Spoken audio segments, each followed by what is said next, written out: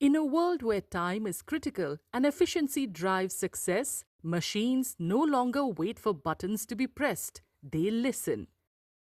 This is Chitralekha, your Blue Machines expert. You can just call me CK if it seems difficult to pronounce. How's your day going so far? At Blue Machines AI, technology understands human voice. Natural, simple, powerful.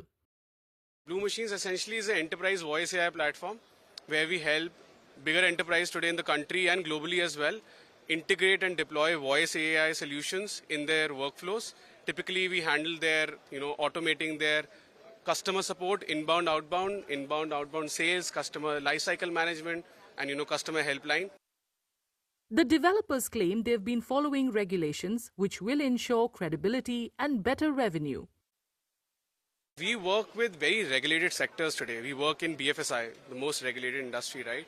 There are, in one of the cases, our AI agents are selling SIPs for them, mutual funds, right?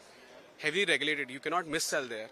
So we follow all the guardrails, SEBI, RBI, all of those things. What we are creating a P99 solution, because for enterprises, calls cannot fail. Because every missed call, every wrong call, every poor quality call is missed revenue.